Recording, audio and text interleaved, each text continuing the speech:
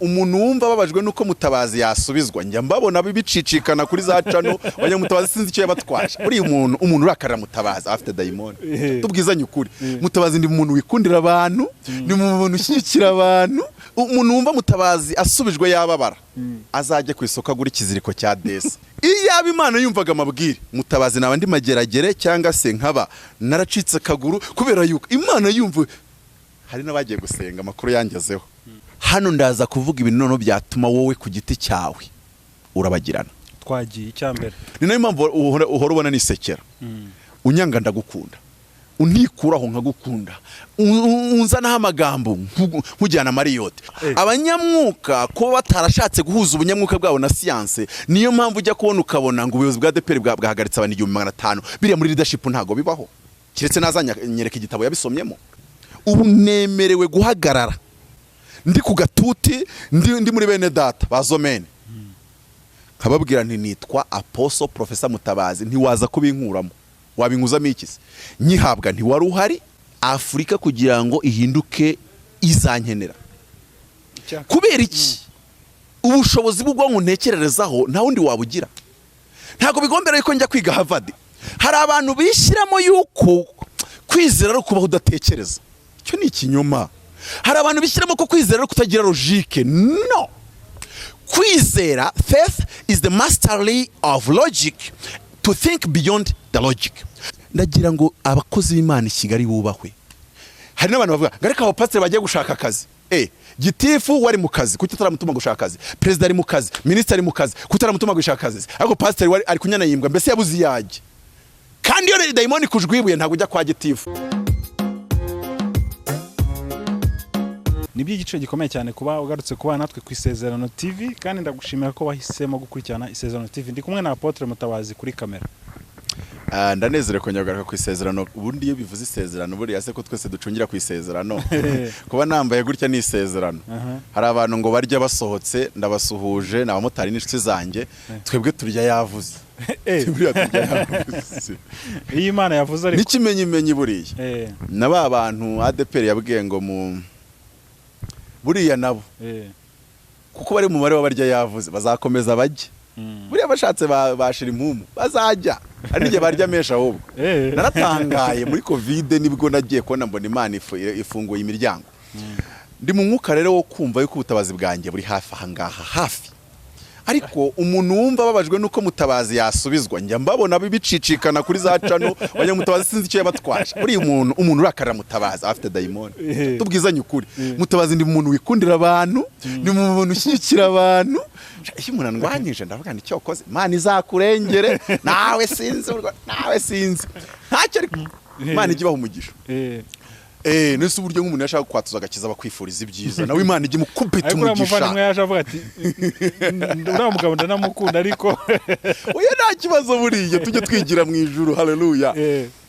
nkabwa ko umuntu ubabajwe no umuntu wumva Mutabazi asubijwe yababara azajye ku isoko agura ikiziriko cya desa nagura byinshi bazamwongeza kabisa yirinde kujya ku nkunda amahoro kuko ngiye gusubizwa n'ukuri ngiye gusubizwa ngiye kugirirwa neza n'Imana n'ukuri ngiye kugirirwa neza n'Imana kandi n'ukuri n'ikiziriko ni desa ntago bayarenze nimba zorora ihene nimba zorora intama ariko gena nindi kwivugira na atazagura byinshi bakamwongeza Mutabazi reka ubwira ikintu cyabaye kuri Mutabazi niba narimbuza ari cyo batuma mbyibagira Mutabazi 2017 abashumba ba Kigali hafi ya bose barateranye uwari ubayoboye ndamuzi baravuga ngo Mutabazi ibintu yavuze nibibaho ngo ntazajye umuntu wongera kumuha gatuti ko bakampaye ninjye uzi kwigisha cya 10 wa mbere mu Rwanda ninjye uzi kwigisha amatora akikuba incuro 10 ninjye nyine wabikoze mu Rwanda nanaguhaye amatora nabikozemo babona amatora yamanutse bakampamagara kandi barakoze inama ngo ntibari buntumire gutese iyo ufite amavuta uba uyafite mwana baramubajije ngo ufite amandazi 3 karya 3 wasigara ngahe ati mwana nasigarana amavuta ngo bavuze ngo urumva ngo barakugabanyije ngo bashyizemo abandi ntumbaze iyo ufite amavuta ubugize gute ubu yafite Apote hari umuntu ushaka kuvuga ngo ugiye gusubizwa agahita yibuka indege yawe oya indege zaza nko mu myaka 50 tujye twemeranya nubwo itambwiye igihe tujye twemeranya ntago ari uyu munsi ariko reka mbabwire umuntu undakariye cyase nsubizwa kajigirwa Imana igiye kumubabaza, igiye kumubabaza none ntiyihangane, ariko ubundi yankunze cyangwa se akampamagara kanga ati tugende ungurire cappuccino cyangwa ungurire ibintu bifatika kujya mu bakozi b'Imana ndi kubicaza ni Marriott ubwo bushobozi ndabufite, hari ikibazo se gifite, nta kibazo mfite. Reka nkubwire, iyo Imana yumvaga amabwire Mutabazi nawe ndi Mageragere cyangwa se nkaba naracitse akaguru kubera yuko Imana yumva. Hari n'abagiye gusenga, amakuru yangezeho baragenda barasenga ngo Mutabazi ngo arimo azamuka ngo atuzamukana, abapotre ababishop abahanuzi barasenga ngo bari kubizirika, hari guza amasengesho abahanze ahangaha. Ariko nabonye Imana ari nziza arata, baragenda bakavuga utugambo bagashyashyariza ahantu bagashyashyariza nani, Imana yikabirenga ikakugirira neza. Ese apotre nk'umuntu uba wifuriza mugenzi we inabi, nirihe jambo rimwe bamubwira? Umuntu wifuriza mugenzi we inabi, nk'umuntu ufata umwanya bangagiye gusengera umuntu kandi amusengera amwifuriza ikibi. N'ukuri barabikora kandi babana binkoze, Imana iranabimbwira ariko irambwira iti ngiye kubabaza rero nta kundi Imana icyo nyikundira, none iguha bya bindi basabye yuko utagira, ikakuzamura mu maso yabo. Yazamuye Dawidi we ejo bundi we ravuga iti ngenda ndashaka gutegurira ameza mu maso ya barupinzi bose bateranye. Ravuga iti ndashaka kuzamura kandi bose bateranye. Imana rero navuga ngo uwo muntu wifuriza inabi mugenzi we, Imana imfashe uwo muntu yifuriza inabi imuzamure, nirangiza kumuzamura wa wundi wamwifurizaga inabi mu manure. Uranyumvishe neza? Yego nabyumvishe. Uranyumvishe neza ikiziriko navugaga? Erega navuze ikiziriko umujyaho n'ibindi. Oya nicyo kimba nimo nivugira. Nukuvuga ngo hari ijambo rimbwira muri Yesaya utumye mfashwa. Oh haleluya. Ijambo riravuga ngo yewe udandabiranywa, ngo ugasinda utanyweye vino, ngo ngiye kukwaka igikombe cy'ibidandabiranya ngishyire mu biganza by'abakurenganyaga. Ngiye kukwaka igikombe. Uwo muntu rero urimo yifuriza mugenzi w'ikibi, mbyatuye nk'umushumba, mbyatuye nk'umutambyi, mbyatuye nk'intumwa, kandi sinihamagaye. Imana imfatira igikombe cy'ibidandabiranya yifurizaga mugenzi we, ikimukamatisha na yombi. Narangiza igihe cyo kuyana nikigera izongere mugirire neza imugarukeho. Hari ikibazo se? Twese turajya mu ijuru. Ndi mu ijambo rega, ndi mu ijambo rivuga kandi ashaka kuvuga ibintu bitanu bikomeye. Gusa nandi gutangaza, nandi gutanga amatangazo. Nabona mu mezi abiri, nabona muri atatu, nabona muri atandatu, Imana inyiciye umuzimu rwose nta n'ikibazo. Azaze twicarana ahantu mugurire, ubundi icyo nicyo kibihima. Naho erega ibintu byahozeho kuva kera. Yesu bavuze ko afite Beelzebuli, Mutabazi wamvugaho iki ngo ndakare. Paulo yagiye muri gereza bakora ibiterane, ngo bamwe batangira umurimo, batangira ibyumba by'amasengesho, batangira amatorero gusa kugira ngo barebe ko Paulo yababara. Aravuga ngo bamwe nabimenye ko babikoze kubwo kumva ko ari byanyongera imibabaro, atabandi babikora kubwishyaka ry'Imana, atari kari ari mu mukuri cyangwa mu binyoma. Icyo nge ndeba nuko Kristo yamamazwa. So mu byukuri rero abantu nibaguke mu bitekerezo, bareka amashyari rwose. Ndi mu ijambo rero ryo muri Yesaya 60, n'iki gitabo nicyo ubona. Nagiye kubaza niko mbona ugenda ni gitabo. Ni igitabo nzaronshinga ku myaka yanjye 35. Nta kibazo, uretse ko mba ngize imyaka 35 nta nakazi nakariyongera kuri Mutabazi ngo byibuza bibe nka byabikira ambassador apostle cyangwa honorable apostle. Nese ko twabonye witwa honorable Sheikh Ntuza, muramuzi numwe. Rero ndashaka ko habonekana honorable apostle Ntuza, honorable bishop Ntuza, honorable archbishop Kameme. Erega n'ubwami nagari idini, n'ubwami. Kandi reka tubwizanye ukuri, hari ahantu ibintu biba bipfa, yaba mu gihugu, yaba mu kazi, yaba mu banka, yaba mu biki. Ukubise y'umuntu uvuga ku ndimi, wakijijwe neza, utinya Imana mbere yo gutinya amaso y'abantu, cyakemuka ze ko byakemuka. So mu byukuri rero ngewe naho banyifuriza ibi nge ndabifuriza ibyiza. Imana ibagire neza, Imana izamura ubwoko bwayo, Imana izamura abakozi b'Imana, Imana igirire neza abantu bayo mu gihe nk'iki ngiki turimo. Kubera ko nubwo turi muri lockdown twebwe turya yavuze ntago turya twasohotse. Bivuze ngo Imana ibasha kuzamurira umuntu muri lockdown, ngi uko niko kwizera mfite. Imana ibasha kuzamura umuntu imiryango ikinzeho. Imana ibasha gukora naho haba hariho gukingwa. Kandi Imana ibasha gukora naho bese ntago Imana ikora bicishije muri za logique tubona ngo wenda ngo niba hari ibi nibi nibwikora. Rero Yesaya 30 aravuga ngo byukura bagirane kuko umucyo wawe kurasiye. Wazabaho umwijima ngo ariko woweho uzarabagirana kuko umucyo w'Iteka uzabukurasiye. Rero ndashaka kuvuga iki gitabo cyitwa Africa Arise. Ubwo ni nkuko bavuga ngo Africa haguruka, arise, haguruka, arise bivuga Africa Arise, ubwo ni bavuga ngo Africa haguruka. So rero iryo jambo ngo haguruka urabagirane niryo rikubiyemo iki gitabo. Noneho hano hazaba harimo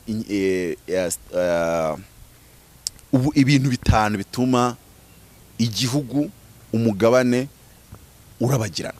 Ariko njye hano kuri icano sindavuga ibya Afrika, nzabishyira mu gitabo ngira n'ahandi bivugira.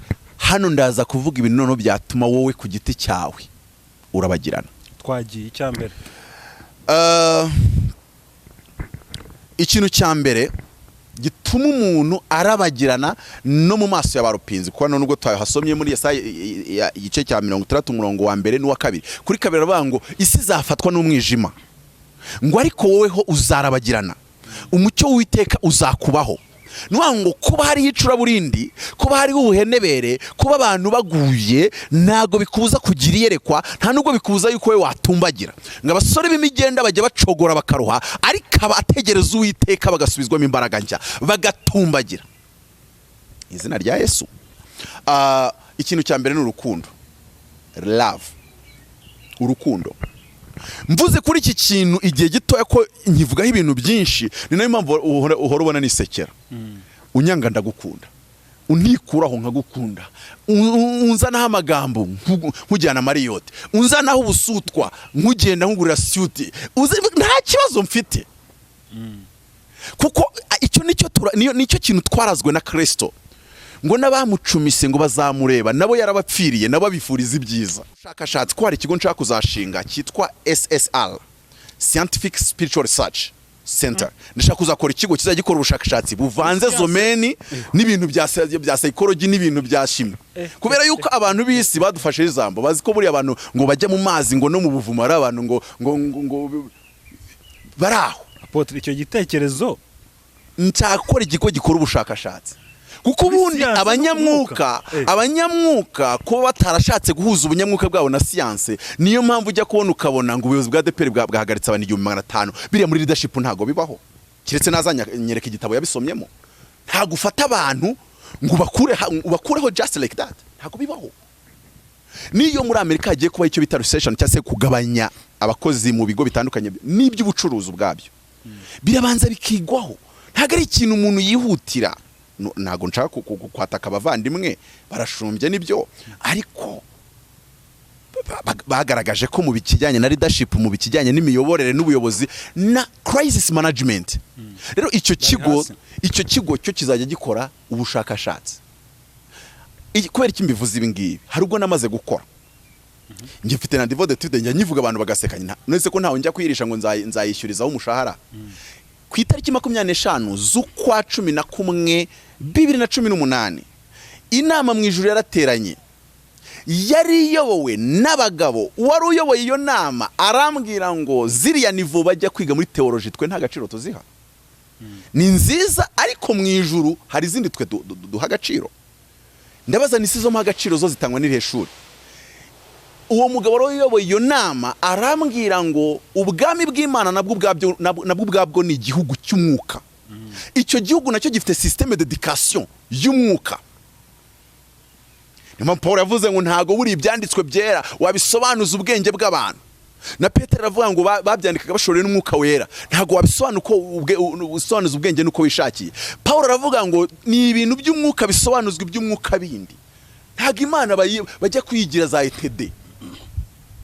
Hari ibyo bigira hariya, nanjye narahize masters ndayifite. Hari n'ibyo twigira nyine kuri maviology.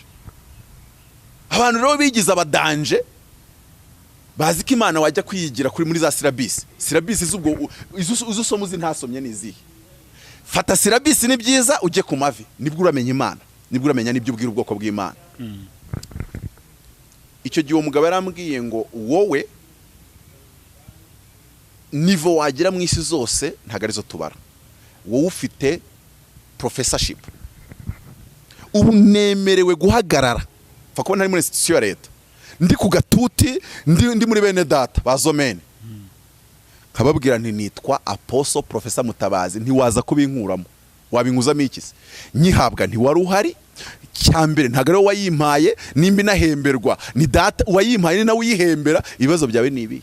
Ariko nanone hari ikintu nshaka kubibutsa, ntago waba professor udakora research. Yego. Kuko uwo mugabo ajya kumwe ngo ni professor, yarambuye impapuro za research nani maze imisi ndi gukora. Nani maze imisi ndi gukora research ku buryo uburyo ubukristo bwaba imbarutso yo kuzamuka k'ubukungu bwa Afrika. Noneho areba izo silabisi arazirambura zirangije, aravuga ngo wowe dushingiye kuri ubushakashatsi umaze imisi ukora, ijuru rikwemereye kuba professor. Ubwo rero nimura n'umuntu hari agashaka kumbwira ibintu byinshi, turapfa iki? Ntumpemba, ntiwanyangaje, ntiwampamagaye, ibindi se turapfa iki? Erega muri hariya ni nk'ibanga riri. Nubwo umuntu abakora mu mwitoro ryitwa gutya, aba yarahamagawe n'Imana kandi abahembwa n'Imana. Buri hari abantu batanabizi gutyo. Hari abantu babazi ngo buriya tudatanze icyacu mu mushumba ntago. Rero kanivugira ibyo muri iyo research. Iyo research nayikoze ku kintu cyitwa ubwonko bw'umuntu. Nza gusanga ubwo habagaho umwuzure ku bwa Nowa, Imana yafashe imyaka abantu babagaho yari 1000, irayigabanya iyigira 100. Bivuze ngo yafashe imyaka ibasigira 1/10 cyayo. Ariko mu bushakashatsi nakoze ndimo nsenga, ijuru rirambwira ngo ntago ari imyaka nagabanyije yonyine, ahubwo n'ubushobozi, capacité y'ubwonko, ubushobozi bwo gukora ku bwonko nabwo nabugabanyije b'inshuro 10.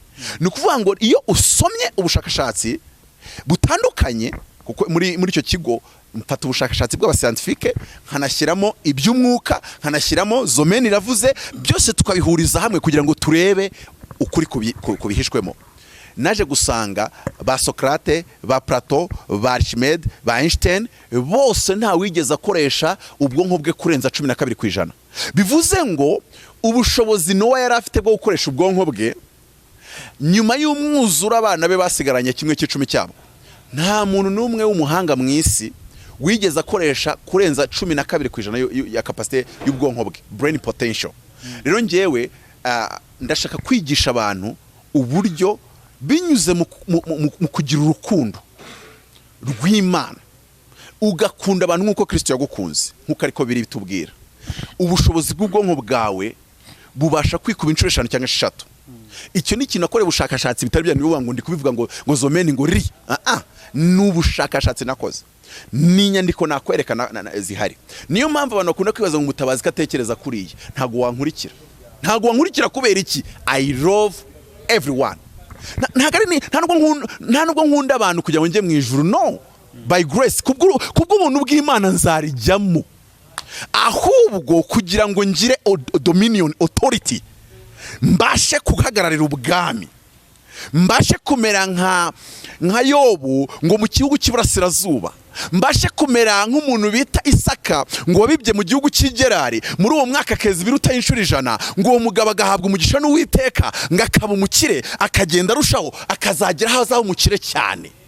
Ibyo turabyemererwa, ariko first of all, kugira ngo urabagirane shining kuri your level, love your brothers, kunda mwene so nk'uko Kristo yagukunze. Hari n'abandi bajya kwigisha ngo ntibishoboka. None Yesu yatubwiye ibintu bidashoboka. Birashoboka, ahubwo n'ubukure bw'umwuka utarageraho. Nje nigeze nishaka, ubona ko abantu bamvuga cyane nabi muri media, nishatsemo imbaraga zakanga n'umwe muri bo ndazibura. Ndabakunda, ntago ari ibintu, ntago ari kwigira umuntu witonda amategeko. That's my nature. Niho abantu ubwami bw'Imana utandukanye n'abanyedini. Nje kuba ngukunda ni kamere yanjye. Ntago rero mbikora kandi itegeko riri muri Bibiliya quelque part. I love you because that is my nature. Nje niko ndi, niwo muco wanjye, that's my culture. Abana b'Imana, ab'ubwami bw'Imana, urukundo rwabo nirwo rufungura ubushobozi bw'ubwonko bwabo bukikuba inshuro 5 ndetse n'6. niyo mpamvu ndacyabikomeyeho no kwandika ibi bitabo. Mfite imyaka 35. Afurika kugira ngo ihinduke izankenera. Kubera iki? Ubushobozi bw'ubwonko ntekererezaho nta wundi wabugira. Ntago bigombera yuko njya kwiga Harvard. Urajya kwiga Harvard, njyewe ngende nkora uburi search hariya quelque part, ariko niba nkunda abantu nkuko Kristo yabakunze, ubwenge bwari muri Kristo buzaba muri njyewe. Niyo mpamvu Paul abwiye Timoteyo aramubwira ngo kuko taha umwuka w'ubwoba dusubiza mu bata, ngahubwo twahawe umwuka w'urukundo ndetse n'ubwenge budasanzwe, the spirit of love and sound mind. Ibi ni ibintu bijyana. You love people, you have sound mind. Urakunda abantu. Reka tukomereze. Ikintu cya kabiri. Icya mbere ni urukundo. Hari n'abantu bajya banga amasezerano yatinze gusohora. Nimba ushaka yuko bakurwanya, ntago bakurwanya kurenza Mutabazi. Ntago bakurwanya. Reka mbabwire, ntago bakurwanya kurenza Mutabazi. Icya kabiri, nta nuwo mbuza kundwanya, ahubwo muhamagare na bene wanyu mundwanye cyane. Noneho ndebe ko natazamuka. Nzazamuka. Uwumva bimubabaje akomeze bimubabaze, kuko nzozamuka amenyo muyamarire mu nda nongere nsamuke kubera Imana sha, kandi nkomeze mbakunde kugeza igihe muzabireba mukihana. Ntacyo ubwo nabwiraga abandi akarira. Icya kabiri ni ukwizera. Nkira akamenyetso kabihwanye ugashyizeho gutekereza. Faith egal think. Hari abantu bishyiramo yuko kwizera ari kubaho udatekereza. Icyo ni ikinyoma. Hari abantu bishyiramo ko kwizera ari kutagira logique. No. Kwizera, faith is the mastery of logic, to think beyond the logic. Kwizera ni ukugira logique iruti y'abanyamalogique bose b'Kigali, warangiza ukajya utekerereza hejuru y'izo logique zabo. Cyo se ni iki? Kwizera si ukudatekereza, ahubwo ni ugutangira gutekereza ibiri mu mutima w'Imana, warangiza ukabibyaza ibikorwa. Ni ugutekereza ibintu biri mu mutima w'Imana, warangiza ukabibyaza ibikorwa. Ibyo bikorwa bikavuguruza abakora muri logique z'abantu. Kwizera ni ugutekereza muri logique y'Imana, bityo logique z'abantu ukazibona nk'iziciriritse. Kuko kwizera ngo gufata ibintu bitariho kukabona biriho. Kurabagirana. Ntago ushobora kurabagirana utizera. Niyo mpamvu Yesaya yabwiye Abisiyoni ibice 32 umurongo wa 6 aravuga ngo Yerusalemu we, ngo shyize abarinzi ku nkike zawe, ntibazaceceka ku manywa na nijoro, ngo kandi bazatuza, ngo yemwe abibutse Uwiteka ntimukamuhwemere, ntimukamuturize, kugeza ubwo azafata Yerusalemu akahindura ishimwe mu isi. Ntabwo Yerusalemu harabagirana hadafite kwizera, kandi ntabwo habaho kwizera hatabayeho kwibutsa Uwiteka, hatabayeho gutugarika imbaraga itubuza kwizera. Kuko ntabwo Uwiteka ari we wibutswa. Uwiteka ntabwo ajya yibagirwa. Uwiteka aribagirwa? Oya. Nubanga iyo wibutsa Uwiteka, nuko umuntu abamo abantu batatu: umubiri, umutima n'umwuka. The spirit, the soul and the spirit. The spirit, the soul and the body. Muri siyanse tubyita ngo, icyo twita umubiri muri siyanse tukita conscious mind. Icyo twita umutima muri siyanse tukita subconscious mind. Icyo twita umwuka ni spirit. Bivuze ngo kugira ngo urabagirane, iby'Imana yakuvuzeho bigomba kuva mu mubiri bikinjira mu mutima. Kuko umutima niwo umuntu yizeza. Niwo umuntu yizeza bakurwanya batakurwanya, ukakira ibitekerezo byo mu ijuru, ukakira ibitekerezo biri mu mutima w'Imana, ukarenga logique z'abantu, amaso yawe agaheza ukabona aho ibyawe biziritswe. Hari umukobwa twari turi kumwe mu minsi ishize, yacuruje ibishyimbo biranga, yacuruza imyaka biranga. Imana iramubwira ngo ngiye kuguha umugisha, n'umuminisitiri wo muri iki gihugu uzaza ngo mubarane mu mafaranga, ntago azagushyikira. Ye baba we, mukobwa afite imyaka 26, nta nubwo arashaka, acururiza downtown, utajya na kuri. Acuruza iki? Shuzi, urukweto. Ariko we yagiye hariya Imana yavuze, abandi bajya hariya kubera ko bafite ikiranguzo. Ariko ubu dutunze umuntu ucuruza impande ya Hamida na Hadija, bakunguka gahomba. Ariko sadahomba, yirwa mu matiku, yirwa mu busutwa, ntagakunda bene se, nta kwizera, yabigiyemo atavuganye nayo, amaze kubihomberamo ahubwo ashaka kuntagangaza. umuntu afata miliyoni 100 akajya Dubai atabanje kuyibaza, yamara guhomba akabona ubujya kuyibaza. Ikintu cya kabiri ni ukwizera. Kwizera kurarema, ariko nanone kwizera kuraremwa. Uyu mugabo wicaye hano hafi twabanye ndi nabi, yo namubonaga nahitaga mbona ngo ndarandiye, naramubonaga mubonamo ibiryo.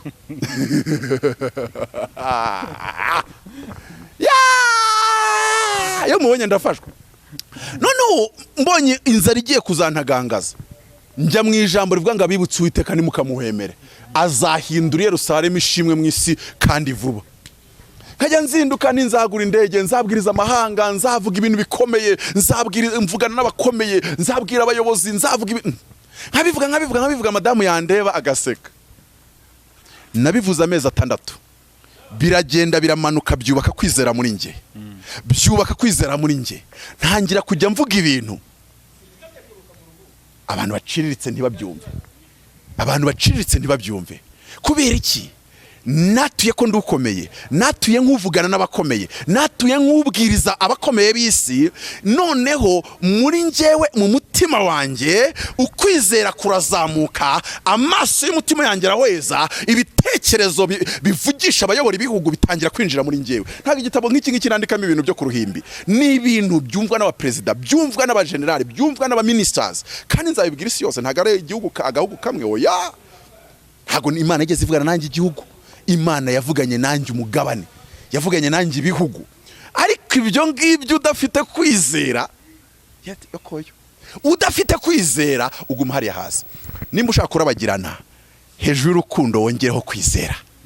Bibiliya Paulo yabwiye Abagalatiya ibice 6:5, arabwira ngo kuko gukebwa no kudakebwa ntacyo bimara. Ibice 5:6, ngo gukebwa no kudakebwa ntacyo bimara, ngo igifite icyo kimaze ni ukwizera gukorera mu rukundo. Faith that walketh through love. Kwizera ntigukoreye hatari urukundo, ariko n'urukundo nabwo rwarwo ntago ruhindura ubuzima iyo rudafite kwizera. Iyo ibi bintu bibiri bihuye bikamatana gutya bigacamatana, ndeka nkubwire, barahomba wowe ugacuruza ukunguka, barakurwanya wowe ukazamuka, naho wakirwa mu nzu ibikona byazana. Kubera iki? Kubera yuko ijuru ririmo rirareba rikareba umuntu ngo ufite umutima umeze uko Imana ishaka. Vuze natinda. Kwizera icyo ni ikintu gikomeye cyane. Kwizera ni ibitekerezo. Ngiye umbwiye ngo urizera, mbanza kureba ibyo utekereza. Nizera ko nzagira indege, mbwira ibitekerezo byatuma ubona indege. Oya, wimbwiye ngo yarabivuze, show me the ideas. Okay.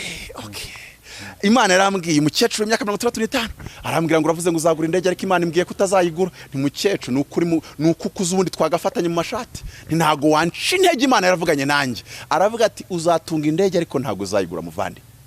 Ibyo bintu bimpeneza mukecuru. Arambwira ati ngiye kubona mbona uhagaze imbere y'iteraniro ririmo abazungu benshi, urangije uvuga ibyanditswe byera, uvuga scripture, uvuga ibintu byahumetswe nayo. Ngo mbona umuzungu arahagurutse aravuga ngo amavuta uriho ntago akwiye kugenda mu ndege wateze, ndayikubibyeho, ubu ndi umugabo uzabibwaho indege. Nari igituro rya 20 abantu bandira bampekenyera amenyo. Ariko bite kuki mugira amatiku? Mugabanya amatiku. Ntararya ituro $100,000 by'idolari mu Rwanda, sindanyurwa, sindakira ituro, kandi mugabanye n'amagambo kwanza. Twagiye ku cya gatatu poto. Cya gatatu ni ugutanga.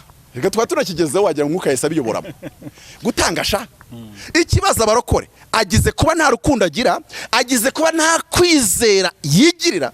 Bahora batura ngo Imana, urabyibuka mushumba, abantu bajya bagato ngo Imana mbabare kwizera gwagenda, Imana mbabare urukundo urangana.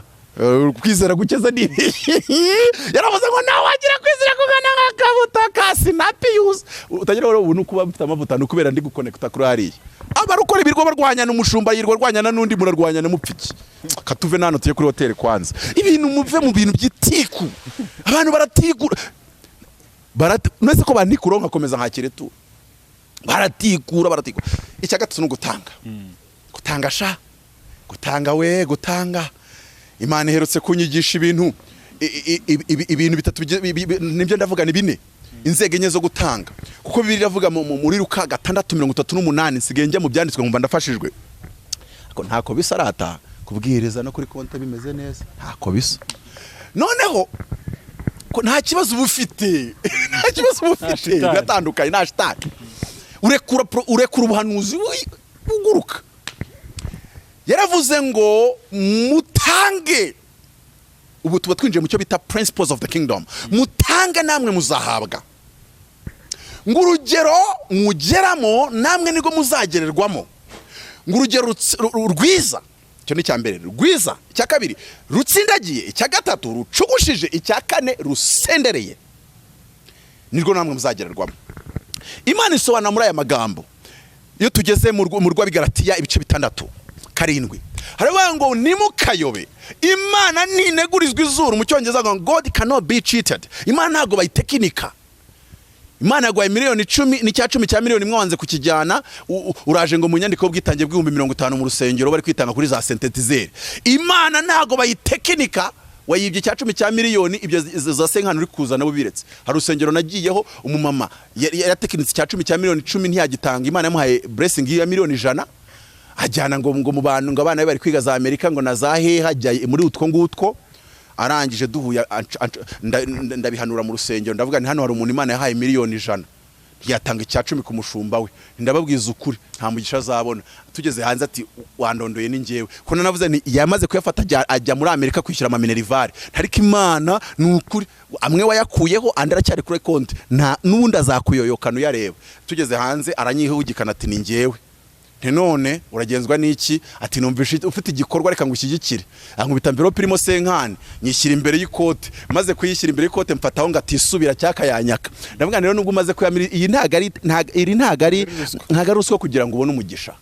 Iri ni ituro ry'umuhanuzi ndaryakire ndanarihekenye. Fata miliyoni 10 uzisinye kuri sheke ushyira umushumba wawe singushumbye. Ntiwambonye wanyumvishe. Nta kintu kiryoha nko kurya y'umuntu wanyuzwa mubwira ukuri kumubabaza. Ukamubwira ukuri kumubabaza wayariye. Hari umuntu yandegeye aposo, ntago ndi bumuvuga aposo yandegeye. Ata poso kana katanyatse ituro ry'amayero 700. Atubwo ibyo byanditswe birabyemera. Twinjira mu byanditswe sasa, mukubita ibyanditswe twinjira mu byanditswe tugera mu barewe 14. Hambwira ngo abatambyi bajye basohoka mu mudugudu, ngo nibarangiza ngo bajye kureba umuntu wabemeye, ngo niba mwitegereza mu isi y'umwuka bakabona bamukiza icyago cye, ngo bamutume ituro, ngo rizaba ari nume 2 nzima zitazira. Twinjira mu cyanditswe neza. Ati se mushumba ko numva ufite amavuta, ndayafite nyine, sabuze kari gikotoro. Ati none se wandebeyemo ko wanyiza icyago cyanjye, mureberamo, maze kumureberamo ni cyakira n'ukuri 2 ubwo ni miliyoni 3,600. Ndangije kuyafata mbonye ageze word limit. Ndavuga ni mu minota 10 tuganireho gato. Waje undegera wakwatse ituro ryangaye, ninyibutsa neza, nyibutsa nge ntawe nkunda amatiku. Ni mu byukuri abona aposto utamurenganyije, bitubwizanye ukuri, nge nanga ikinyoma. Su yampaye icyo wari yamuherese icyo yampereye, ngariko we wansobanuriye. Bakozi b'Imana rata mujye musobanura. Barabashinja kudasobanura. Umuntu ngo ndi kubona ngo Imana inyeretse yuko dusengera icyo kintu kikava wikirukanka. Bibiri iravuga ngo numara kubona wamukiza icyago cye mutuma ituro uri ukanswa niki. Bana bawe bejo bazarya iki? Nabivuga ngo Mutabazi murahekenya amenyo ndi gusubizwa. Bibiliya tuyigendere mu kiri mwiza n'ibintu by'itekinika mwigize ngo nge hari abantu bo mwitoro ntavuze bakurema ngo nge Bibiliya yanjye yarambwiye tone sana genza gakeya. Ubu urabona Imana yarampamagaye kanjye umwigisho wa Bibiliya igusize yarakwibagiwe se? Ni wo usigaye unyigisha icyo Bibiliya ivuga. Hari umuntu waje ngo nge rero ngurumva ngo nsengeranga ariko ngurumva ngo nge ukuntu mbyizera. Ndamugani wari wajya kwa muganga ukamubwira uko ushaka kuvura? Hari wagiye kwa Padre Barida akamubuza gutera ikimenyetso cy'umusaraba ngo twebwe iwacu ukuntu tubyizera ko waje se kumureba kwa Yezu nyiri muwe. Ibyo ngubwira nibyo ukora, ibyo Bibiliya itubwira nibyo ngutegeka ukabikora, tugasenga ukabohoka. Wabyanga nge mbaye iki? Koze ari n'umuntu nigeze kubwira namubwandika nkwereke. Ndababwira n'ibindi bibiri dusenga. Yarambwiye ngo yagiye Lagos kwa Tibi Joshua. Ati nagiyeyo mara y'imisi ngahe, arangije aranikorereza akora ikosa ambwira ko yatanze amadolari 300 kugira ngo ajye yanagaruke. Ati ntacyo byabyaye. Ndebyemo mbona byacamo. Ndavuga ni se ubuza makuru mfite nagukiza icyago cyawe. Ayo makuru ndayabonye. Ariko sha hari uwaje azanye rwose agakorora kupe k'umutuku ati ndakarekura nk'ituro, ndayibaza reka da iransembera, ye baba we nari inkennye we. Ndabwira ni mama reka nkubwize ukuri, ntiyigeze inyemeza yuko nagukiza icyago cyawe. Ati se basi reka nyisige, urayisigira ibyo nuyisiga ejo uzanshinja ubwese kuko ndayitwara, ariko mu by'ukuri nkubwije amanyakuri ntago yigeze imbwira ko nagukiza icyago cyawe. Si tubwizanye ukuri, waretse kurikira icyo kigeragezo cyawe cyo kwisiga hano, urayisiga uyisigira nde? Igenda nyireba we kora y'umutuku we, yo irarenga ariko zimana we urasina no. Hari n'abantu leta batereka dusenga wasanga ngiye itambwiye ko ukira ntabyo yambwiye. Mubare haravuga ngo bakwitegereze, niba babona bagukiza icyago cyawe bagutuma ituro. Ahubwo ikibazo umuntu yiri wasengera abantu umunsi urarangiye ngo mana ngo amaye abana batandatu ngo se meni wanse ngo se kuwa ngo ubuze mana bararya iki wabuze ubwenge. Ubwo nyine birakureba. Paulo yaravuze ngo Yesu yasize abitegetse ngo ababwirize ubutumwa batungwe nabwo. Iyo ngewe rero kumbwira ko wabuze ibigutunga mbara ko nta n'ubutumwa ubwiriza, nimba ububwiriza kuki butagutunga, aho ngaho niho nge nshaka ko tuba clear. Nimba nambariye mu ijambo, wumvishe ko n'indege zazira mu ijambo. Nagiye Kenya sha Imana irambwa ngo ngiye guha ikimenyetso, nda preaching ubita amavuta ijambo, bati tugutegeye indege ntago wajyana na bisi wavuze ibi byanditswe bimeze gutya. Abahanuye n'abakoze bitangaza bati mufate Jaguar mutahe. Bagenda bandakariye, umwe muri bo akoresheje igiterano, umugenzi waramubwira ati watumye Apostle Mutabazi ko abonye afite ijambo, ngo yafite imyuka y'ikuzimu. Dusigaye turekure ijambo, bakavuga ngo ijambo ryavuye ikuzimu mbari. Ijambo rivuga ngo kunda mwene so, nibwo warabagirana, iryo riva mu kwe kuzimu. Uko kuzimu yewe kwa kuzanatanga ubugingo ntago byari kuzimu gusa. Cyakana ariko nangiye kuvuga nyine ukuntu abantu dukwiye kugira gutanga. Hari ibintu bibiri Imana igenda yitanga umugisha. Nkuko iyo Amerika igiye kurasa misile ikoresha cordon ebyiri, icyo bita altitude na longitude, aho zihuriye bagahita ariho bohereza. N'Imana igiye gutanga umugisha ikoresha altitude na longitude byapimiranya ahantu akaba ariho biza. Ikindi abayize mu ishuri bize biyene bita axe des abscisses des ordonnées, nuango tangente cotangente sinus cosinus, ibyo bintu naburaye mbizi, mujye mugabanya ibintu byo kutwiyemera ngo mufite amashuri. Nge naje gusanga kuba uburara muri Kigali suko utize nuko utizeye, kuba bigucanze suko utize, twarayize turayakenana nuko utizeye. Kiste banyitaga philosophe, kiste nabaguwa mbere ntara nageze ku ishuri wabaye utariko. Ushaka ube warize, ushaka bene wanyu we bakaze, muri iyi minsi haraca umuntu wavuganye nayo naba amatiko ndi kubona bari guseba. Twagiye rero cyakana twigere ku cyakana, kuko cyunyana ku cyakana cyane byo ndabivuga ntago ndabivugaho. Reka ntinde kuri cya gatatu gutanga sha, sibyo se bitumye abatumishi ishati zibacikiyeho. Yego sha nambaye gutya se abantu batanze tujye tubivuga. Ikibazo cyatumye ibi bintu bitanakimuka ntawe ubivuga badakoma rutendere. Hari ikintu cya mbere amahama abiri Imana igenda yitanga umugisha w'ubutunzi. Icya mbere irabaza ikabaza Gaburamuzi marayika Gabriel kamaza ngo uwo muntu uri masaba umugisha yabibyiki, ngo ikintu umuntu abiba ntihakagira ngo Imana ntinegurizwa izuru, ngo icyo umuntu abiba nicyo asarura. Hari abantu babiba gusenga ayirindwa yava amajya mu ya 40 no muri worship team nasema zanta marira kamanuka, twagera ku kibo agatura 100. Kandi ubwo Imana yamuhaye 20 mu minsi ishize, agura agasakoshi keza, agura utuntu two mbese aragenda yigira mutwe. Imana ibazaga biti uwo muntu yabibye iki? Yabibye gusenga, mukubite kuvuga indimi. Icyo umuntu abiba nicyagira gute? Yabibye gusenga, ni ugusenga gusa. Muhe kuvuga indimi ajya zitogota gwera mu gitondo kugera ku mugoroba. Umwima amafaranga umurindi gisa nayo. Najya no kurya mu baturanyi babimwime avuga indimi aryame. Bibiri irambwira mu migani ngiyo umuntu abibye amagamba sarura umuyaga. Umugore wawe agera mu rugo ukamukankamira arabishiriza.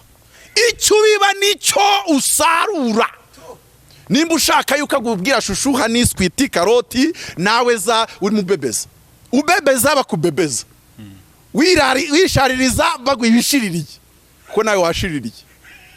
hari ikindi se? Niba ushaka umugisha w'amafaranga igakubiba amafaranga, nimba reka nkubwire, Imana yaranangaje. Nagiye mu rusengero hano, nari mfite 550, nyafite mu mufuka w'imbere ikote. Icyo gihe rero uvuga kundi mukumva nizo, ariko wajye uzivuga ukanafata ukavuga uti ntawamenya. Numva umwuka arambwiye ati fata ayo 500 yashye muri kiriya kibo ushyigikire uru rusengero. Narayafashe amanuka mu kibo, yarafunze na fimbo nyiyavana kuri banki. Yamanutse mu kibo nyareba n'imishingana nayapangiye yose, ageramo tu mbona agezeyo. Noneho haza n'abanyamavuta rero sinzi aho bari baturutse, ukakubitamo ndekura, nari nsigaranye 3 nangiye kura nanyura ntega. Icyo umuntu abiba nicyo azagira gute? Akomeza avuga ijambo rikomeye ku 8 mu rw'Ifilipi, mu rw'Abagalatiya nanone aravuga ngo ubibira mu mubiri, muri uwo mubiri azasaruramo kubora, ngo ari kubibira mu mwuka, ubibira umwuka, muri uwo mwuka azasaruramo ubugingo. Umva ikintu nshaka kubwira, Imana ijye guumugisha irabanza ikareba icyo wabibye, what you saw, what ni quality wabibye iki, ni umwenda, ni ipantaro, ni amagambo, ni neza, ni care, ese ni amafaranga wabibye, ni ubutunzi wabibye. Aha, icya kabiri akabaza ngo yabibye mu ruhe rugero, yamaye mu ruhe rugero. Satani rero ntaga kuzirikisha imigozi yizaniye. Iyo Satani aje kuzirika, aza nta migozi azanye, akuzirikisha yagusanganye. Imana nayo igiye gutanga umugisha, imanuka mu ijuru itazanye ingemerisha kandi igomba kuwudaha. Iyo ikugezeho ireba akagemeri nawe udahisha ushyira mu kibo, aha niza ko kagemeri umaze iminsi ungereramo, ngo urugero mugeramo nirwo Uwiteka azagira gute. Umva muka kantu ukumve neza, hari abantu ku rusengero hakenewe, muri zino nsengero zikodesha, iyo hakenewe miliyoni 10 bitanga 3 hagataha 2, hakabura 8. Abashumba bagahora basenga ibifu bigapfuka, Mana umudoro umurimo waduhaye, debedezeke zekeniya, ndazirika, ndahambira, ndamenasa. Ibyo byose atunza abantu bari guparika utumodoka imbere ya sare ya miliyoni. Umva ukuntu bigenda. Imana nayo iriyeranje abantu bose basengera. Waba ukeneye miliyoni 10 wazisengera ikaguha 2, waba ukeneye 100 wazisengera ikaguha 7. Kubera yuko urugero uyigereramo iyo urimo ukora ku murimo w'Imana, nawe nirwo rugero kugereramo iguha umugisha. Ndaguha urugero kugira ngo nimuke kuri ibindi byo bibiri ntago ndabivugaho, zabivuga nagarutse. Gahini yaragiye yicabere, Abeli bisobanura itorero. Mu magambo makeya yaragiye agira igikorwa kitari cyiza akorera itorero, isanduku y'Imana, umurimo w'Imana. Imana amubwira ngo ubaye ikivume. Kayini abwira Imana ngo nundeka nkagenda, umuntu wese uzambona azanyica. Abana akajya muri Tanzania, umuntu yari kumenya ate ko Imana yamushyigize ikivume. Hari ikingiki kimeze gutya gibikorerwa mu mwuka. Iyo hari ikintu ukoze ku rusengero, ku murimo w'Imana, Imana ikora ku buryo umuntu wese muzahura aricyo nabazawukorera. Urugero, iyo ugiye ukajya ushyigikira umurimo w'Imana, ndaguha urugero. Hari umuntu uza akavuga ngo nari mfite 100 byo kwishyura inzu, nishyura 150 ariko sinanakayujuje, ariko kubwuko ku murimo w'Imana mbona hari kiri kubura, sinyasubira nayo akayarekura. Kubera yuko yafashe iby'Imana akabishyira imbere, Imana nawe ibye ibishyira imbere. Mbakubwire nagore ko cyumba. Iyo umuntu yirengagije ibibazo bimutugaritse muri Kigali akajya gushyigikira umurimo w'Imana, Imana banga abantu bose muri urusengero ndaba ndetse kubasubiza. Pere kuri wowe ikaguheraho kuko nawe uhera ku byayo. Ndeka nikomereze. Hari abantu hari imyukinere tubibiramo, cyangwa se hari ingerenye tugenderamo Imana. Urugero rwa mbere n'ubwo abafarisayo. Abafarisayo ngo batangaga ibibasagutse. Ubu dufite i Kigali umuntu ureba umuhanuzi, yahora n'umuhanuzi wamuhanuriye pe, avuga ati mukozi w'Imana amavuta yawe ndayemera, agafata inote ya 2 kuko avuga ati n'ubundi ya 2 hanjye iya 2 se yankorera iki. Avuga ati ubwo rero ya 2 ntacyo yankorera, ngiye kwiha umuntu w'Imana. Atanga ibimusagutse. iyo agiye kuba ibiteka mu bwami bw'Imana abibi bintu ari uko ibibazo bye yarangije kubirangiza, cyangwa se ibyo akavuga ngo n'ubundi ntacyo byari bumarire. Icyo gihe nawe Imana iguhoza mu bibazo bisimburana n'ibindi, ibyawe bigahora mu ntambara zisimburana n'izindi, wacururiza muri shike cyangwa mike cyangwa downtown, no kubona yo kwishyura randi road bikaba ikibazo. Umwuka kabiri tubibiramo, ubwo iyo bibiye muri uwo mwuka Imana nayo mu gusubiza hari uko igusubiza. Umwuka kabiri tubibamo n'umwuka w'Abagalatiya, n'abantu bakoresha logique, akoresha imibare. Umwuka gatatu n'umwuka w'Abanyamakedoniya, n'abantu bakora mpaka igikeneye ku murimo w'Imana kibonetse akabona uburuhuka. Abo naba gatatu. Akabashune mu kazi, umushune mu kazi we araza akareba ikintu gikeneye ku murimo w'Imana batanakimubwiye. Na Dawidi yarabikoze. Imana yabaga mu ihema, Dawidi aravuga ngo ndashaka kuyubakira inzu y'izahabu kuko ngemba mu myerayo n'imiberoshi, mu myereze. Ni umuntu uza akavuga ngo urusengero kuva rutarimo amakaro, inzu y'iwanjye irimo amakaro, ntago byaryarema, akajya no kwikopesha. Uwo ni umushune mu kazi. Nuvuga ngo ni umuntu ureba ikintu umushumba atanavuze ko gikenewe, akabwira umushumba ati njyewe nabuze amahoro iki kintu kitarakorwa. Ni umuntu ureba umushumba atavuze ngo akeneye imodoka, umuntu akavuga ati mushu ugenda muri Karina, ngenda muri Range Rover, akavuga ati byibuza inzu imodoka $30,000. Abajya Kigali mu mwihangane mbahiye message, iyo ugenda mu modoka ya $30,000 ukagura n'umugore wawe ya $30,000, warangiza ukagira n'indi ya gatatu ntazi ibyo yikoza. Iyo ubona ufite izo modoka 3 kandi ubwo se wenyine usengana n'abandi 50 cyangwa 30 bafite nkazo, umushumba wawe ari gutega moto cyangwa se ari kugenda n'akamodoka kagenda, ubundi ubona umugisha kwaturo wakugeraho. Bibiliya iratubwira ngo ukomeye ahesha umugisha woroheje. Nayo mpamvu iyo umuntu amamagaye nkumva ari kunzoya ntago musengera rwose, narabohotse niyo naba ndi buburare. Nubundi nimba ari ugupfa inzara yaratwishe cyagihe bati iba yaraturangije kuvira itaraturangije, ntago waza umenyera ku mavuta yanjye, ntago waza ngungere kagasuzuguro bivemo, kubera yuko amavuta utubaha nta nubwo yagukorera. Warangije kuncama hari umuntu amwe aro ukoze Imana nsengera, nabonye uri umuntu usirimutse ngo ariko ngo ngeyo ntago nkunda ngo bakoze Imana ngo babeskoro, akivuga iryo jambo nani utarasaba imbabazi ndakurahira Uwiteka nkorera, ntago ndanakuzamura isengesho n'iry'umuti. Ati se ngarika abakozi ntago wajya kunegurira abazimu mu ndaro, ntago uraza gusebya abakozi Imana b'Ikigali ubasebereza kuri Apotre Mutabazi gute se? Ndavuga n'ikindi gihe ngo urumva ngo mbese hari n'ukuntu njya nsengera umuntu atatanze ituro, ariko wowe namubwiye kuva n'ibyo wavuze nshinge no ku bintu watinyutse kuvuga, ndahira Uwiteka nkorera. Ndagira ngo abakozi b'Imana Kigali bubahwe. Hari n'abantu bavuga ngareka abo pastor bagiye gushaka akazi, gitifu wari mu kazi kuki taramutuma gushaka akazi, president ari mu kazi, minister ari mu kazi kuki taramutuma gushaka akazi, ariko pastor wari ari kunyana yimbwa, mbese yabuzi yaje. Kandi iyo daimoni kujwibuye ntago ujya kwa gitifu, ujya kwa pastor. Please. Diamond afite ngo za miliyoni z'amadolari, yagura imodoka yose ashaka, ariko aposo gitwaza guza Range Rover ugomba gutikura n'abazimu. Diamond yigeze abasengera murabohoka. Diamond yigeze avuga ijambo ryatuma abantu batajya kunkunda amahoro. Oya, nugucuranga kamata numvisha arizo zigezweho. Izo kamata zagukize mu mavuta, zaguheshe kurabagirana. Mu by'ukuri iyo mureba abakozi b'Imana Kigali bakena, mubifitemo uruhare babahesheje umugisha, mwarangiza amagambo yabaye menshi, amagambo mbega reka twigaruke kuri Imana iduhe ba Dawidi, Imana iduha abantu barwana ishyaka ry'umurimo. Ubundi umushumba wawe iyo ufite full tank mu modoka ugomba kumenya ko nawe ayifitemo. Ubundi umushumba wawe iyo wamaze kugura basomati ugomba kumenya ko nawe ayifite.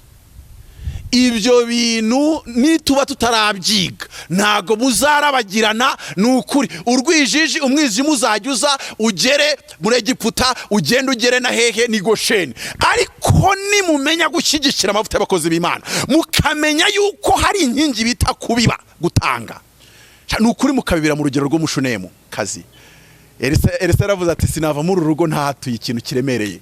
kandi Imana ntabwo yari yanakimubwiye. Aravuga ngo mumenyeshikanishe n'abakomeye. Umva reka mbabwire, bamwe mwajya gukora mu myanya y'ubuyobozi ikomeye mukabana abambasada kubera ko mwubashye amavuta y'abashumba banyu, ariko se muzayubaha ryari? Ntago muyubaha.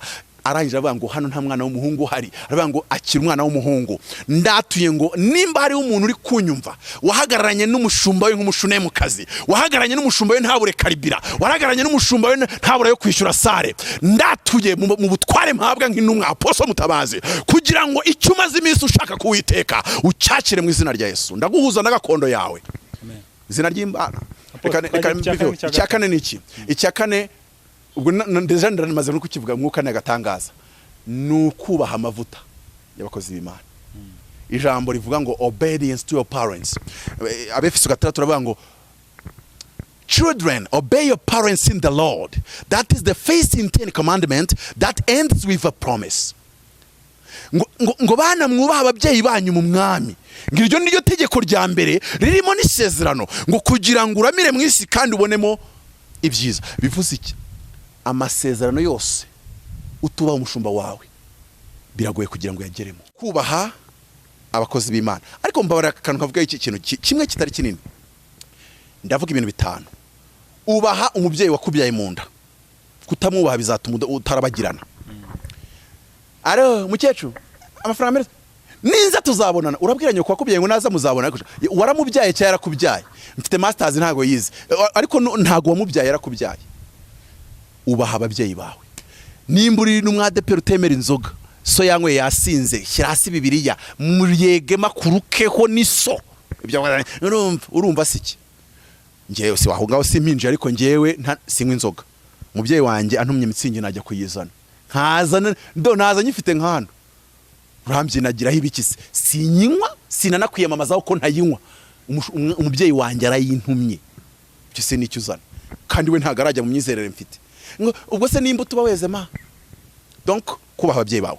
Ubaha umubyeyi wakubyaye, ubaha umushumba wawe, ubaha umuhanuzi. By'umwihariko waguhanuriye agapimamo neza. Ubaha umukoresha wawe, your employer. Icya gatanu ubaha leta.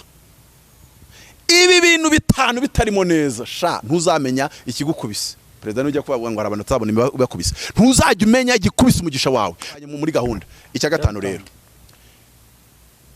Zaburi 133, dorere erega ni byiza n'iby'igikundiro kabavandimwe baturana bahuje mu mitima yabo. Ubu kugira ngo Mutabazi nzamuke biransaba kugira ngo nikundishe kuri Jean Baptiste hano, kumwikundisha ukamwikuba ukamwigira inshuti.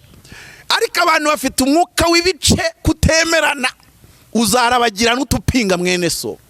Ese bashumba b'i Kigali muzarabagirana gute nta mushumba wemerana n'unijana kurindi? Iyo uziko bemerana ukagana n'umwe ku ruhande rumwe ukajya no ku rundi uratangara. Nimwemerane nk'uko Kristo yabemeye. Ni byiza n'iby'igikundiro kavandimwe baturana bahuje mu mitima yabo. Bimeze nk'amavuta y'igiciro atamye akomeye, amavuta azamura abantu, amavuta atuma barabagirana, ngo asutswe mu mutwe wa Aroni agatemba ku misozo y'imyenda ye. Ngo kandi ibyo bimeze nk'ikime cyo ku musozi wa Hermoni gitembera ku misozi myinshi ya Siyoni, ngo kuko Uwiteka ari wategekeye umugisha, kandi uwo mugisha wari ubugingo buhoraho. Akira umugisha. Rero nasoje, nta nubwo mvuga ibintu byinshi. Nimba ufite impano, byibuze agira abantu nka 12 bafite izindi impano ubona zacomekana n'izawe. Naho nimba ushaka kwigiranya kamwe, ibirayi bya koperative bigurwa mbere y'ibyo umuntu yerekeje ku giti cye. Inyanya za koperative nizo zigurwa mbere. Oyo inzu za Nyabugogo bazita ku mashyira, ziriya zo mu gacinjiro kari agashyashya bita mu gaciriro Kopukom. Ukeka yuko ngo banyerejemo miliyari n'igice, ariko reba koperative banyerezamo miliyari n'igice. Koperative Imana ihumugisha. Uretse ngo na leta y'u Rwanda yazemera. Iki uvuga ngo ni ibintu by'abantu batatu kandi bahuje umutima. Iyo bivuze ngo ni ibintu by'abantu batanu kandi bahuje, Imana iramanuka. Haleluya. Ariko iyo ari ibintu by'abantu buri wese ari kureba inyungu ze, buri wese areba ashaka guturamo mugenzi we ntago bikunda. Ngiye gusenga twari turi bujambo rivuga ngo byukura bagirane. Ni ibintu bitanu bituma urabagirana. Icyambere n'urukundo rutuma ubwonko bukorera ku nkubwe 5 n'esheshatu z'uburyo bwakoraga, ugatangira gukora imishinga idasanzwe. Icya kabiri ni ukwizera, ugatangira kubona ibitekerezo biri mu mutima w'Imana ukabibona biri mu ntekerezo zawe, ugatangira kubikoresha ibikorwa bitandukanye. Icya gatatu ni ugutanga, kubiba urugero ugeramo. Ndabifuriza kugera ku rugero rw'umushunemu. Ndabifuriza ngiye narabwiye Mutabazi sinijya iminwa ku ituro. Nimba uvuga ngo urankunda ngo ndagufasha ngo ndavuga ugafashwa, ntararya nimba uri hanze amayira 100 yawe ntararya 300 cyangwa se 1000, ukaba uri mu Rwanda ntararya 1000 byawe 20 cyangwa se 50. Tubwizanye ukuri, shaka abandi ukunda. Hari icyo bitwaye? Hari icyo se mutwaye? Shaka abandi ukunda urwo rukundo rwawe tumaranye imyaka 3 ntarakira. Ndi umushumba, ndi umunyamavuta, ngo nemera amavuta yango. Hari abantu bajya mu rusengero ngo mushumba ngo amavuta yawe turayemera, sare bari kuyigusohoramo. Ibyo ni ubufarisayo. Mu gifaransa babyita ubufarisere. Icyambere n'urukundo, icya kabiri n'ukwizera, icya gatatu n'ugutanga, icya kane n'ukubaha ababyeyi bawe, abo mu mwuka nabo mu mubiri ndetse no ku gihugu no mu kazi. Icya gatanu n'uguhuza na bene so, n'ubumwe, unity, gukorera hamwe, kumva ko hari ikiza kiri muri mugenzi wawe. Ariko uzakibona ute? Uri kumushakamo amadefu, urushaka ibyo ujya kumusebya no kumuserereza. Reba kote positif muri mwene so. Nawe we ureba agatotsi mu jisho rya mugenzi wawe, wo muri we harimo umugogo. Nge rero nimba uzi kuririmba buri hari umuntu nemera mu Rwanda, nemera Theo bose babireba we, aho nzahurira nawe ko muri turi turo. Byose murambwira iki? Abandi bari mu matiko ngurumva ibyo murimo birabareba. Ibiterane Theo yahagurukije ninde muri mwe wabihagurukije? Ngo ariko ngo twebwe ngo ngurumva ngo twe turi ku mbuto. Imbuto zawe se zabwirije nde? Njewe sinshiki ibyaha, ariko wagira intege nke zawe nkaba nkuzo n'amavuta n'imbuto z'umurimo, kuruta kumbwira ngo nta byaha ukora, ntawe wabwirije, ntiwakora urusengero, ntiwatura, ntitwakishyura sare mu yawe. Ngo ariko ngo ngewe ngo ndakiranuka. N'intumbi zirakiranuka zirusororo. Mu magambo makeya, uko gukiranuka kwawe kutubaka umurimo, kutagira umva Bibiliya tubwira ngo hahirwa ngo abahindurira benshi ku bukiranutsi. Uko gukiranuka kwawe kutava kuri we kujya ku wundi, uko gukiranuka kutagura mikoro, gukiranuka kwawe kutatuma umutumisha arariye. Yewe niwe gufite icyo kukumariye. Yobu yaravuze ngo hari gukiranuka kwawe ngo niwe kwagira icyo kumarira, ngo kandi ibyaha byawe byabaza umuntu nkawe mugenzi wawe. Reka dusoze. Haguruka urabagirane, haguruka urabagirane, haguruka urabagirane. Kandi muri ibi bintu bitanu njyana kuna abantu ntago nshaka abantu bampamagara. Abantu barwaye indwara ngo abadiaspora bahamagare. Naho mwese mwareka guhamagara, akira ijambo, korera muri iryo jambo. Nimba nanavuze gutanga, nushaka utange iyuri. Abantu baguhanuriye, ubundi naraguhanuriye ko nanjye nanagowe. Umuntu arahanurirwa n'abantu b'igisenyi akaza guhitura Mutabazi. Njya mbibona mujya mubinkoraho. Njye ntabwo ndi umuntu wikunda wirebaho cyane. Ntago iyo mvuze gutanga ntago birangira kuri Mutabazi. Hera kuri bavuga butumwa numvisha ba DPR bitwa ngo nabo bushake. Ariko muzi ko abana babo barya iki?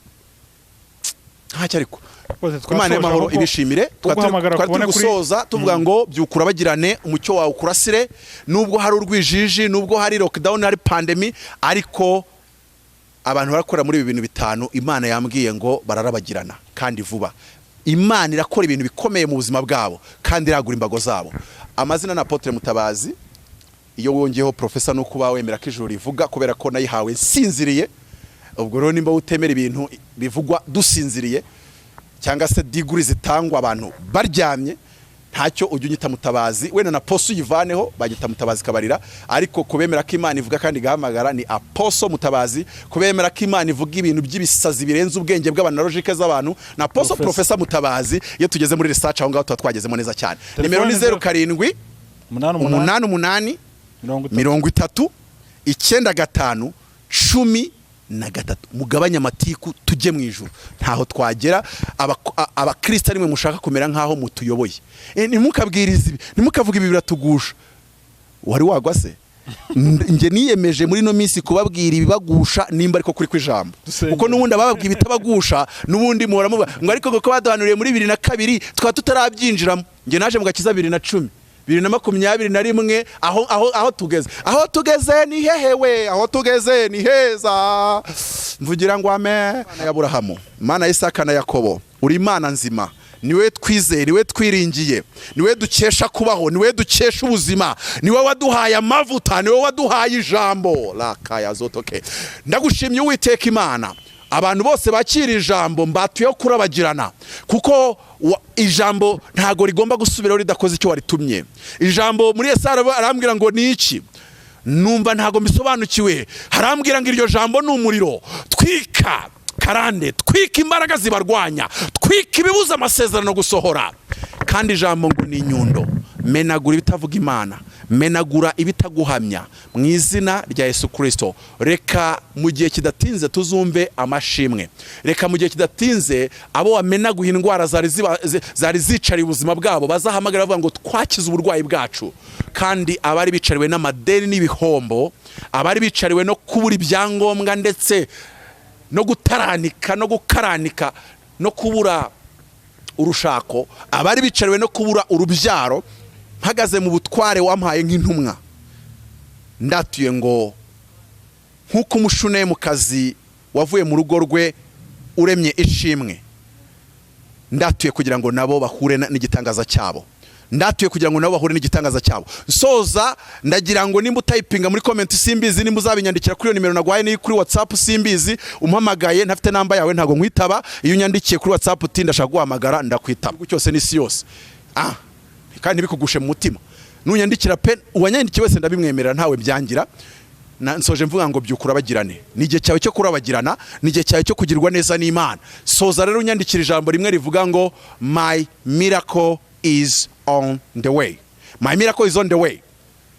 Mon miracle est en chemin mu Gifaransa. Igifaransa kivuganamo amakosa menshi. Mu Kinyarwanda igitangaza cyaje kiri mu nzira. Mu Kigande ecyamagero cyange kijyankwatako. Nimba bivuze nabi wihangane. Ntago nge nigisha indimi, ntabwo nigisha garamere. Akira umugisha w'Imana, akira ibitangaza by'Imana, akira gukira uburwayi, akira kubohoka karande, akira kugirirwa neza n'Imana, akira ubutunzi, akira gukora bikagenda, akira kunezerwa, akira amahoro yo mu mutima, akira umugisha utangwa n'Uwiteka mu izina rya Yesu. Ndabakunda cyane.